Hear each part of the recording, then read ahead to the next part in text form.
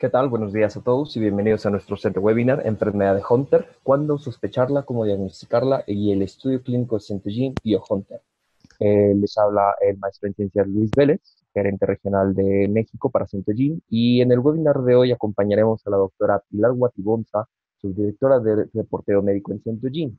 Durante el webinar, Pilar nos dará una introducción a la enfermedad de Hunter, hablará de la fisiopatología y sintomatología de la misma, describirá el proceso diagnóstico y tratamiento de pacientes con esta enfermedad y nos compartirá información sobre el ensayo clínico de Centogene en enfermedad de Hunter. En caso de tener alguna pregunta, por favor escríbanos en el chat para poder revisarlas al final de la presentación. Este webinar promete mucho, así que comencemos. Adelante, Pilar. Muchas gracias, Luis. Bueno, muchas gracias a todos por acompañarnos en este webinar. Así que comencemos. Esta es una diapositiva que nos muestra la presencia de Centogene en el mundo y pues podemos observar el número de muestras que recibimos de diferentes países y de diferentes regiones. Vemos que América, no solo América del Norte, sino también América Central y del Sur, envía demasiadas muestras, así que eso es algo bastante positivo. Esto indica que estamos haciendo muy bien las cosas, está diagnosticando pacientes con distintas enfermedades raras y pues posiciona a Centogene en un lugar privilegiado para diagnosticar como tal enfermedades raras. Como ya lo mencionó Luis, hablaremos hoy acerca de la enfermedad de Hunter. Empezaremos entonces mencionando que esta es una enfermedad multisistémica causada por acumulación de una sustancia llamada glicosaminoglicanos. Estos glicosaminoglicanos son azúcares que usualmente se producen en el cuerpo y que usualmente se degradan.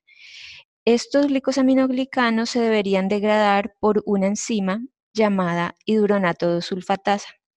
Esta enzima está codificada por un gen y cualquier mutación patogénica o probablemente patogénica en este gen es lo que nos va a producir la enfermedad de Hunter.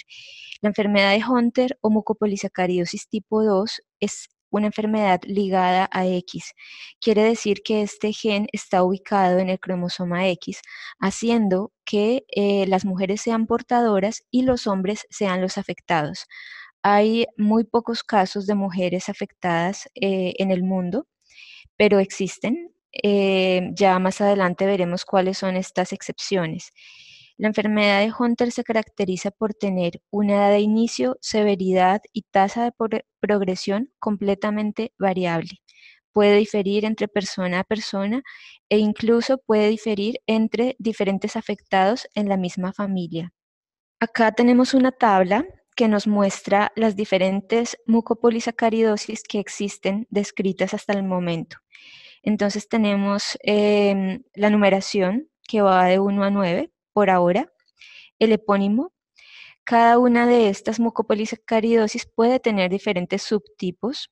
Por ejemplo, en la que vamos a hablar hoy, enfermedad de Hunter, tenemos dos subtipos, atenuado y severo.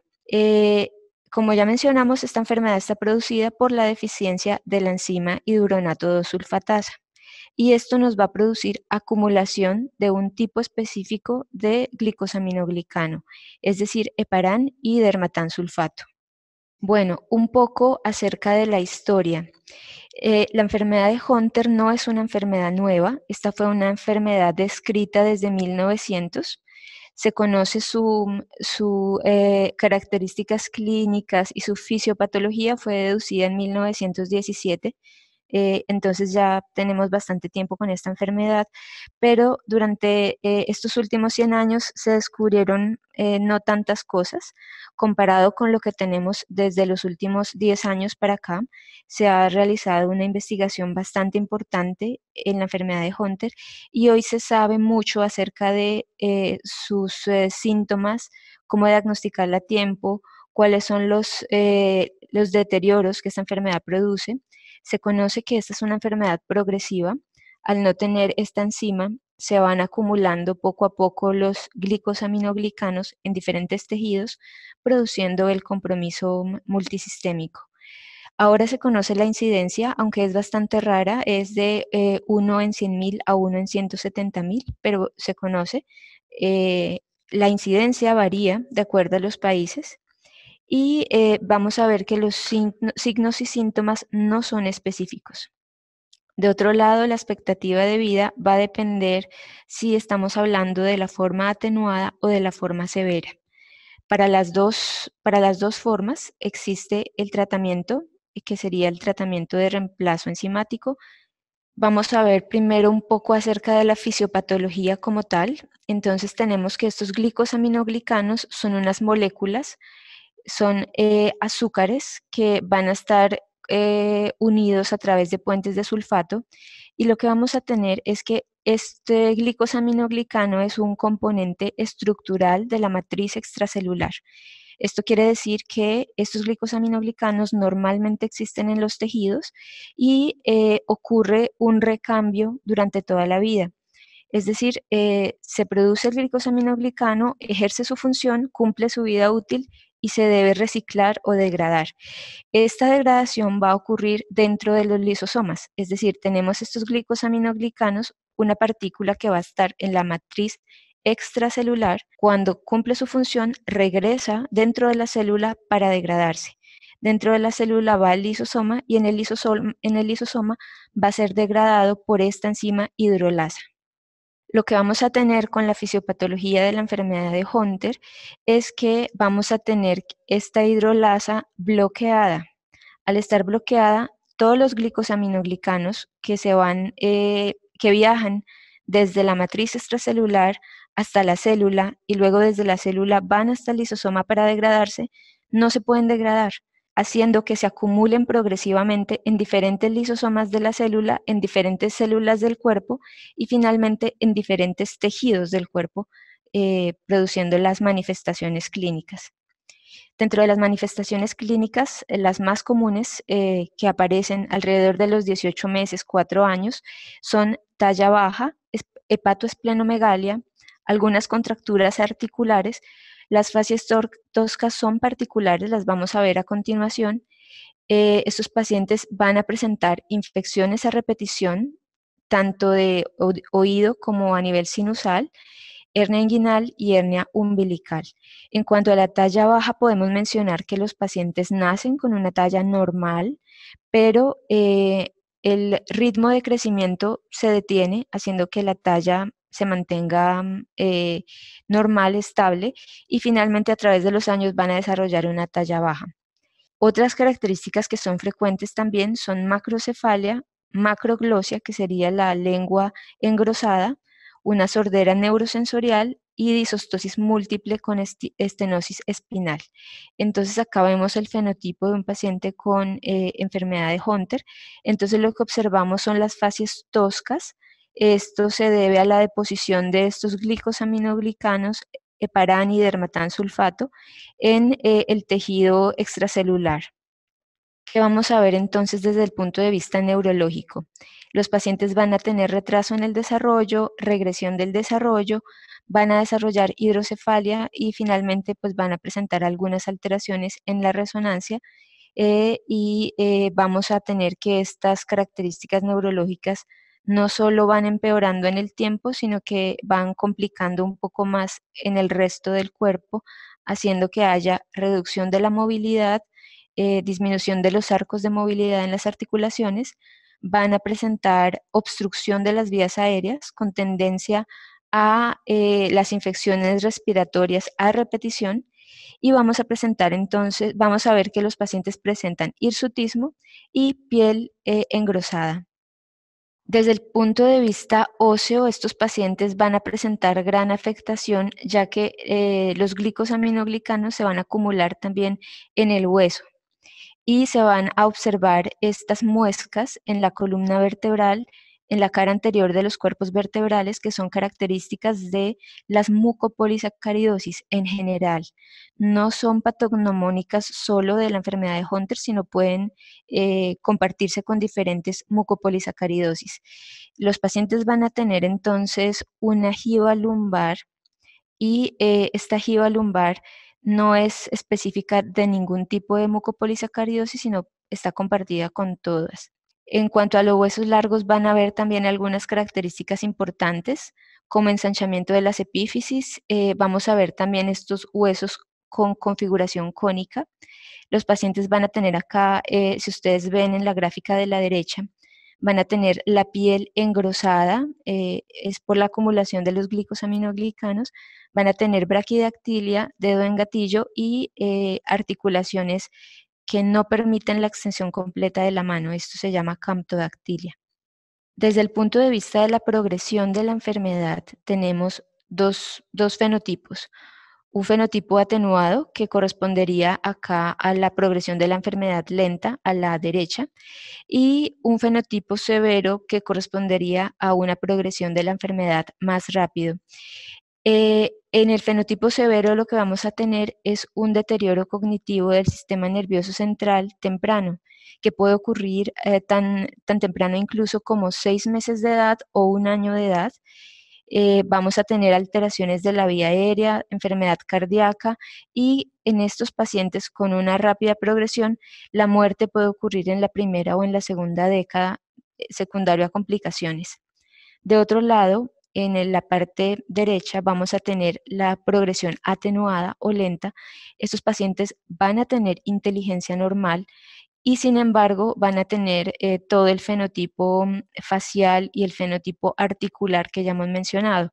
El compromiso en vía aérea, enfermedad cardíaca, va a ser más o menos el mismo, pero el pronóstico es distinto. Estos pacientes alcanzan la adultez y tienen una inteligencia normal. Estos son los dos fenotipos que ya hemos mencionado, el neuronopático de la izquierda, que sería la progresión rápida o la enfermedad severa, y el no neuronopático o atenuado, que sería el de la derecha.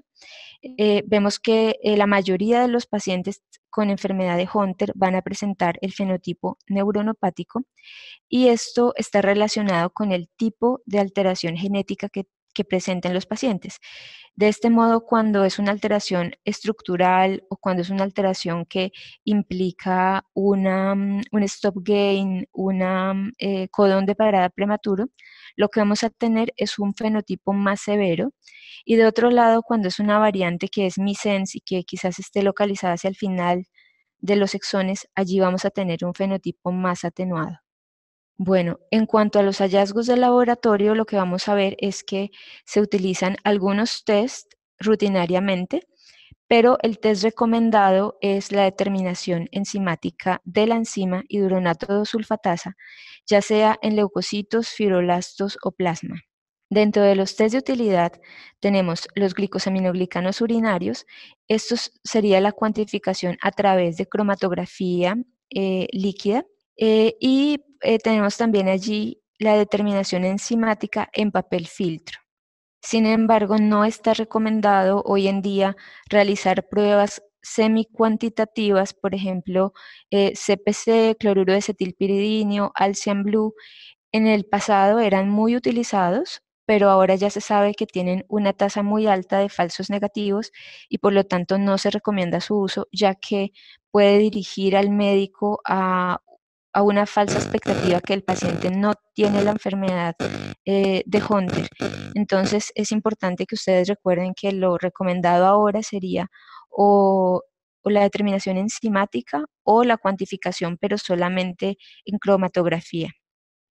En cuanto a la cuantificación enzimática, vale la pena también recordar que se deben medir por lo menos dos enzimas, no solamente la hidronato 2-sulfatasa, sino también una enzima de control.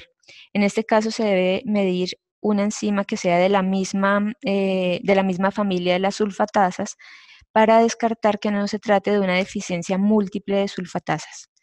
Esta cuantificación, como ya hemos mencionado, se puede realizar bien en DBS, en papel filtro, en plasma, leucocitos o fibroblastos. De otro lado, el diagnóstico genético, también tenemos que, como esa es una enfermedad ligada a X, podemos detectar hombres o podemos detectar mujeres. Es importante recalcar que la actividad enzimática, la cuantificación enzimática, solamente se puede medir en varones, porque en mujeres, al tener los dos cromosomas X y al tener parte de la enzima funcional, no podemos diferenciar en la cuantificación enzimática si se trata de una portadora o se trata de una mujer afectada. Así que para mujeres únicamente se ofrecería el diagnóstico genético y para los hombres se ofrece el diagnóstico genético y el diagnóstico enzimático. Bueno, acá observamos un ejemplo del papel filtro, acá con 10 pozos para poner sangre en él. Acá lo que hacemos es tomamos algunas muestras de esta sangre para extraer como tal tanto DNA como realizar la actividad enzimática. La estrategia diagnóstica que recomendamos sería empezar con la actividad enzimática. Si es positiva o si es sospechosa de enfermedad de Hunter, pasamos luego a la secuenciación del gen. Esta secuenciación del gen se han realizado varios estudios y se ha encontrado que se debe hacer no solo de las regiones codificantes, es decir, de los exones, sino también se debe incluir el promotor. Si se sigue estando con sospecha clínica de la enfermedad de Hunter y la secuenciación del gen es normal, se pasa a deleción duplicación, se pasa también a análisis de CMV, puede ser por genoma, para detectar rearreglos complejos, y finalmente se piensa en otros diagnósticos diferenciales o alguna alteración en las mismas vías metabólicas. Acá observamos la localización de las mutaciones dentro del gen de la hidronato 2 sulfatasa. Entonces, acá inicialmente observamos el gen. El gen tiene 9 exones. Los exones están graficados acá por la casilla gris y los intrones por la flecha de color amarillo. Lo que tenemos con los exones es que los exones van a ser la parte codificante, es decir, el exón es el que nos va a permitir codificar el dominio proteico. De este modo tenemos que hay variantes patogénicas en todos los exones, como ustedes pueden apreciar acá en la siguiente línea. Así que nosotros hacemos la secuenciación de todo el gen, no solamente de exón por exón o en el lugar donde se encuentran más frecuentemente las mutaciones, no, hacemos todo el gen, pero adicionalmente hemos detectado que hay variantes patogénicas, incluso 200 pares de bases antes del primer exón. Esto quiere decir en la región promotora. Esta es una región que no es codificante, pero acá hay hay variantes patogénicas. De igual manera, en el intron 5 y en el intron 8 se han encontrado variantes patogénicas, así que también se incluyen estas variantes dentro de los diagnósticos difíciles. Este es un gen bastante complejo porque, como podemos observar en esta diapositiva de la representación entre las variantes genéticas detectadas por CENTO-MD y por HDMD, lo que vamos a observar es que hay diferentes tipos de variantes, es decir, lo más frecuente en los dos, tanto en CENTO-MD como en HDMD, son variantes missense. Sin embargo, también se han encontrado de lesiones pequeñas, alteraciones de splicing, grandes de lesiones, rearreglos y grandes inserciones, duplicaciones. Entonces tenemos una gran cantidad de variantes que se pueden encontrar en este gen. Bueno, hoy les voy a presentar dos casos de diagnóstico clínico difícil que han llegado al laboratorio y que finalmente hemos podido dar con el diagnóstico. Este es un paciente de 1 año con signos y síntomas claros de mucopolisacaridosis, con historia familiar de otros primos varones por línea materna fallecidos con un fenotipo similar. Acá lo que tenemos es que el paciente tuvo un test urinario compatible con MPS tipo 1 o 2, porque pues, se pueden confundir en el test urinario, excretan los mismos glicosaminoglicanos. Y en este paciente lo que tenemos y que apoya fuertemente el diagnóstico de MPS tipo 2 es la cuantificación enzimática que resultó anormal.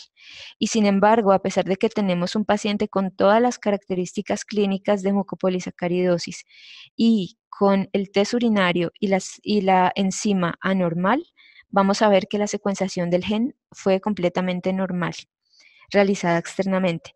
Y lo que encontramos es que es una de las variantes que aparece aquí, antes del exón 1, es decir, en la región del promotor.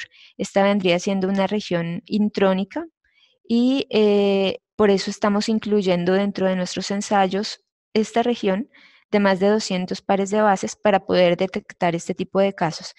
Este tipo de casos, como afectan el promotor, es decir, la región que da inicio a toda la proteína, este tipo de mutaciones nos va a producir un fenotipo severo al no tener nada de actividad enzimática.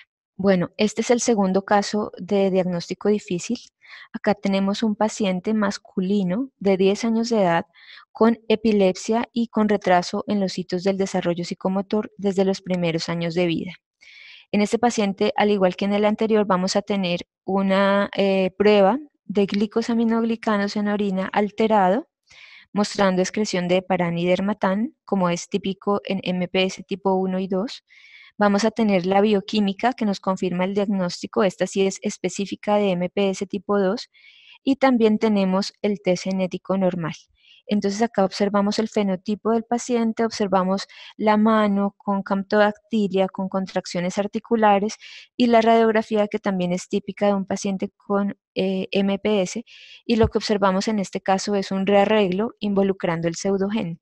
Resulta que este gen IDS tiene también un pseudogen, es decir, un gen que ya no está activo, pero que a veces produce rearreglos complejos de lesiones, duplicaciones en el pseudogen se van a pegar y van a interferir con la secuenciación normal del gen, y lo que observamos en este caso es uno de estos problemas, un rearreglo complejo. Son difíciles de diagnosticar, pero se pueden encontrar con otras técnicas diferentes a secuenciación, como por ejemplo MLPA o qPCR. Dentro de los tipos de pruebas ofrecidas por Centogene para el diagnóstico de enfermedad de Hunter, tenemos la bioquímica, que es bastante fuerte, es como ya mencionamos anteriormente, el gol estándar, la cuantificación enzimática. Sin embargo, vale mucho la pena recalcar que el gol estándar hasta el momento es la cuantificación en leucocitos. Acá recibimos y tenemos estandarizadas las técnicas para papel filtro, porque es mucho más sencillo su transporte entre diferentes países. El diagnóstico de enfermedad de Hunter también se puede realizar a través de diversos paneles, como por ejemplo el All Neuro, los paneles de mucopolisacaridosis y el panel de retraso mental ligado a X. También se ofrece la secuenciación completa del gen y estudio de portador y por último de lesión duplicación. En cuanto al tratamiento de la enfermedad de Hunter, lo que tenemos es que existe por ahora solamente esta enzima llamada idursulfasa. Esta es una enzima que reemplaza la enzima que está alterada, y lo que tenemos es que esta se puede usar ya sea en individuos con formas atenuadas o con formas severas. No hay una información disponible sobre su uso en menores de 5 años, aunque se conoce que se puede dar, se puede utilizar incluso desde los 16 meses con toda seguridad, y tiene el inconveniente que esta molécula es bastante pesada. Al ser bastante pesada, no puede atravesar los poros de la barrera hematoencefálica, y es por eso que desde el momento del diseño se sabe que no va a ayudar en el compromiso en sistema nervioso central. Es decir, esta enzima puede limpiar y puede ayudar mucho a los pacientes en la parte motora, es decir, reduce mucho los síntomas motores, hace que los pacientes después de un año presenten una mejoría en el número de metros que pueden caminar después de 6 minutos, incrementa la capacidad vital forzada, pero lastimosamente no atraviesa la barrera hematoencefálica, haciendo que los pacientes que tienen un fenotipo severo no se beneficien como tal desde el punto de vista del sistema nervioso central. Existen algunas reacciones por infusión como rash, cefalea, taquicardia, y hay protocolos establecidos de cómo manejar estas reacciones por infusión. El medicamento se debe aplicar una vez cada semana. Es una enzima humana recombinante, esto quiere decir ha sido diseñada, es fabricada en células humanas, lo cual indica que también tiene un sistema de modificaciones post-transcripcionales, post-traduccionales humanos, es decir, la glicosilación es muy parecida a la humana y esto es bastante positivo. Sin embargo, esa no es la única terapia que existe. Se puede también, para los pacientes que tienen enfermedad de Hunter, es muy importante la terapia multidisciplinaria, con terapia física, ocupacional, de lenguaje. Se debe ir de la mano con un cirujano que conozca sobre la enfermedad de Hunter para poder prevenir y para poder detectar a tiempo indicaciones quirúrgicas, ya sea para una derivación ventrículo-peritoneal, para adenoidectomía, traqueostomía, etcétera. Esto también lleva de la mano el hecho que los pacientes suelen tener un acceso de vía aérea difícil. ¿Esto qué quiere decir? al acumularse los glicosaminoglicanos en los tejidos de la faringe, de la boca también y por la macroglosia que tenemos y su cuello corto, son pacientes en los que dar una anestesia general e intubar va a ser bastante difícil, así que se tienen que tener unos protocolos establecidos y se tiene que llevar a cirugía y se tiene que dar anestesia con todos los cuidados para evitar inconvenientes en este punto. También existe prevención primaria y prevención secundaria. Prevención primaria se refiere a terapia de reemplazo enzimático, que es mucho mejor entre más temprano se pueda encontrar el paciente y más temprano se pueda dar la terapia para evitar la acumulación de estos glicosaminoglicanos en pulmón o en los tejidos articulares, sería mucho mejor. También se ha intentado el trasplante de células hematopoyéticas, aunque hay algún tipo de discusión en cuanto a esto. También hay algunos centros que lo están haciendo. Tienen que ser centros con experiencia. Esto está directamente relacionado con la sobrevida después del trasplante. Y ya está también la prevención secundaria, recalcar nuevamente el manejo de la anestesia únicamente en centros de experiencia familiarizados con las complicaciones. Y por último, es muy importante dar la sobrevida y el asesoramiento genético. Es muy importante que la familia comprenda los alcances de esta enfermedad y se pueda hacer un diagnóstico, ya sea pregestacional o preimplantacional, o se puede dar alguna asesoría en cuanto al riesgo para los demás hermanos y la familia. En cuanto al asesoramiento, vemos que esta es una enfermedad que es ligada a X recesiva, así que el riesgo de otros hermanos afectados va a depender del estatus de portadora de la madre. Es muy importante aquí mencionar que si se encuentra primero la mutación del paciente índice, va a ser mucho más fácil luego ir a buscar si son portadores o no en la familia, ya teniendo la mutación. En algunos casos se ha visto, por ejemplo, que se tiene la mutación del caso índice y esta mutación del caso índice, por ejemplo, es una alteración intrónica o es un rearreglo complejo. Así que en este caso la secuenciación de la madre no va a ser suficiente. Hay que hacer la misma técnica con la que se detectó el caso índice. También existen otros casos en los que falleció el caso índice, pero pues se tiene documentación fotográfica o documentación bioquímica que indica que es enfermedad de Hunter, pero no se tiene la prueba genética. Allí también es importante pensar más allá y pensar ya sea en los arreglos complejos o en las variantes que están profundamente en los intrones. Cuando la madre es portadora asintomática, lo que vamos a tener es un riesgo de transmitir el alelo al 50% de su descendencia. Y allí juega un papel importante cuál es el sexo del bebé. Si el sexo del bebé es femenino, vamos a tener que esta niña va a tener 50% de riesgo de ser portadora y 50% de riesgo de no haber heredado el alelo alterado. Sin embargo, cuando tenemos en el sexo del bebé un sexo masculino, lo que vamos a tener es 50% el riesgo de que sea afectado y 50% también de que sea no afectado, es decir, asintomático. Así que no se puede hacer como tal un diagnóstico prenatal usando únicamente el criterio del sexo para interrumpir el embarazo. Entonces, eso es importante mencionarlo acá. En el caso que el afectado sea el padre, y esto ocurre muchas veces en casos de fenotipos atenuados, ellos van a transmitir el alelo a todas las hijas de mujeres.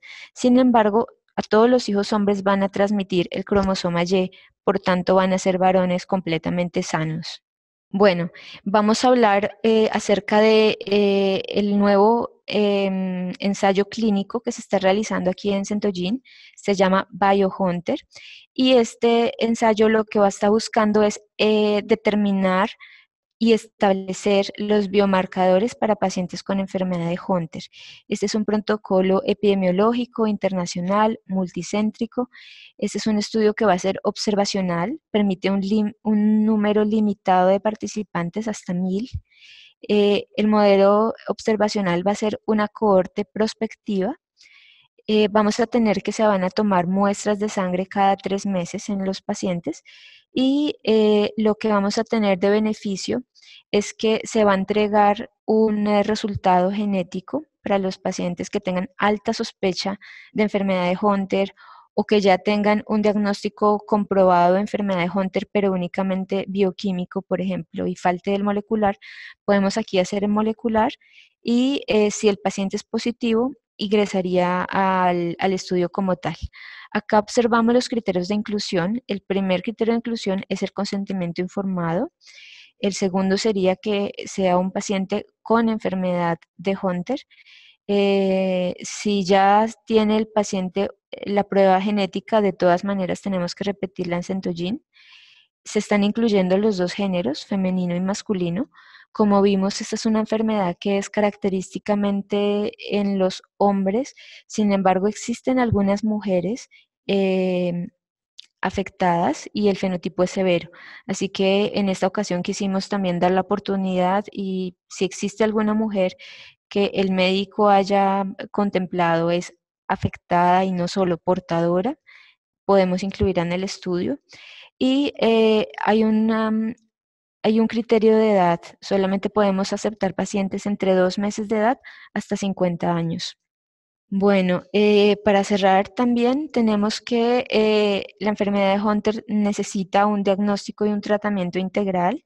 Dentro del diagnóstico siempre hay que pensar afuera de lo común y pensar en las mutaciones que ocurren en el promotor, en las regiones intrónicas o rearreglos complejos con el pseudogen. Em, el tratamiento interdisciplinario es recomendado siempre con diferentes especialidades médicas, evaluar siempre la necesidad de cirugía y la terapia de reemplazo enzimática, ya si el paciente lo requiere, si el médico lo considera necesario. El asesoramiento genético familiar siempre es recomendado y finalmente el tratamiento, como ya mencionamos, puede ser farmacológico o no farmacológico. Como conclusiones tenemos que esta es una enfermedad multisistémica, crónica, puede ser intervenida, existen diferentes tratamientos, tanto farmacológicos como no farmacológicos, y el diagnóstico temprano es posible.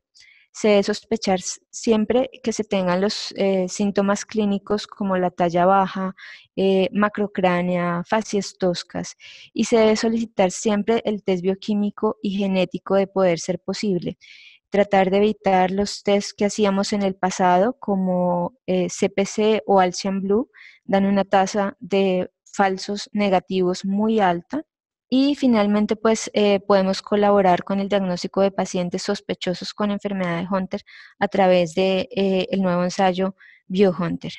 Muchas gracias por su interés y quedamos entonces atentos a las preguntas.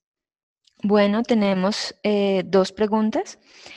Mariana Bertolino nos pregunta, ¿a nivel odontológico tiene connotación la enfermedad?